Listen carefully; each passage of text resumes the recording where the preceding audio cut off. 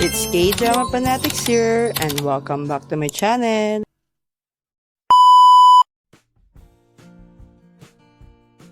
Episode 5 of When the Phone Rings begins with Sa-eon as he arrives at the party, still thinking about Hee-joo's secret.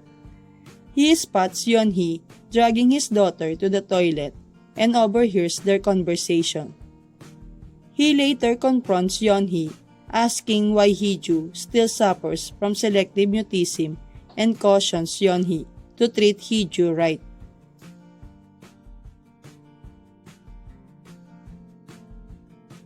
Later that night, he gets the call from 406 and then heads up to the rooftop to give Hee-joo her jacket.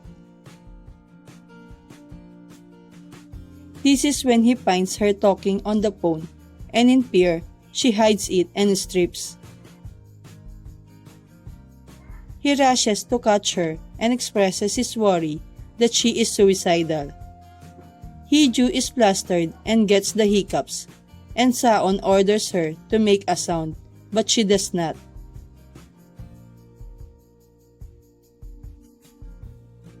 Hee-joo takes the elevator to head back downstairs, and Sa-eon realizes she might be in danger and takes the stairs to get to her.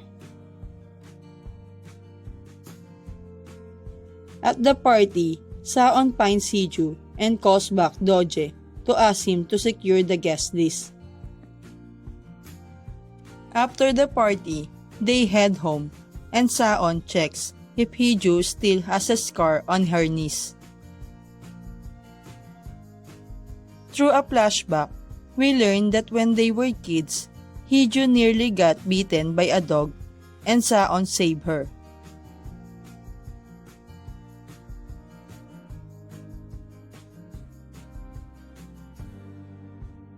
Hee-joo got the good news that she got the interpreter's job.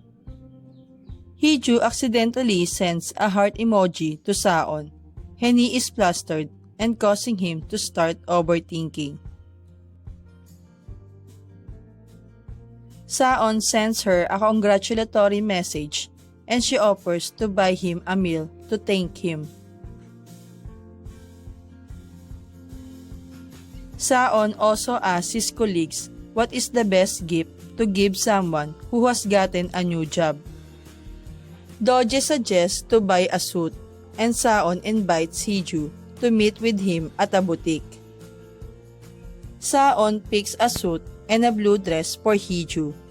She accepts the suit but insists the dress is not her style. He chooses a different dress for her at a different store and asks her to break the habit of undermining herself. He offers to help her if she wants.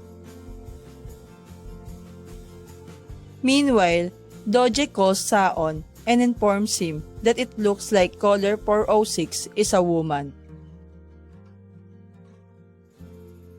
Later, Sang-woo texts Hee-joo and invites her for a drink. Sa-eon sees the message and asks her to accept it. The dinner ends up being a four-person affair, with Yuri joining Sang-woo and Sa-eon tagging along too. Another jealousy pit between Sang-woo and Sa-eon starts at dinner. Sang-woo demands to know why Sa-eon is curious about him, but Hee-joo intervenes.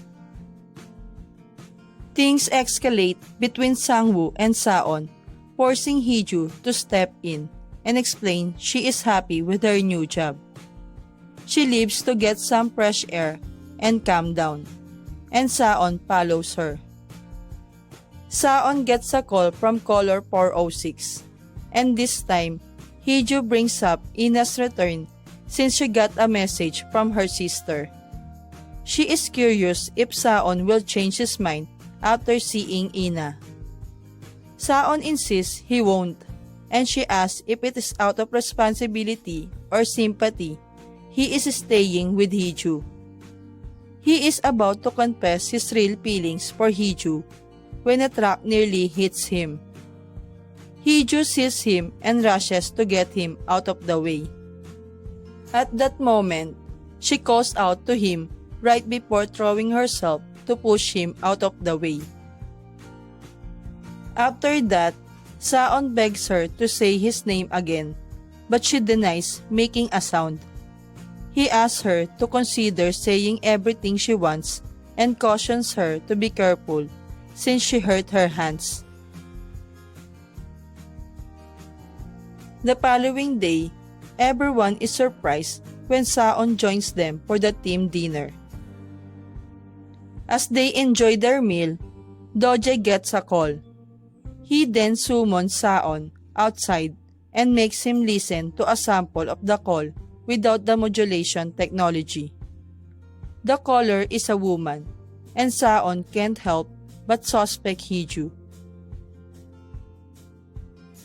He then sends to Doje another audio file to run an analysis and see if there are similarities. After his talk with Doje, Sa-eon gets drunk at the team dinner, and they send him home. Hee-joo finds him still sleeping in the car and helps him inside. As they tumble to the floor, Doje texts Sa-eon, informing him that the audio file he sent and the kidnapper's call are similar. The episode ends with Hee-joo realizing she accidentally kissed Sa-eon when they tumbled over. However, she does not pull back from him and simply looks at him. Thank you for watching. Don't forget to subscribe, like, and share.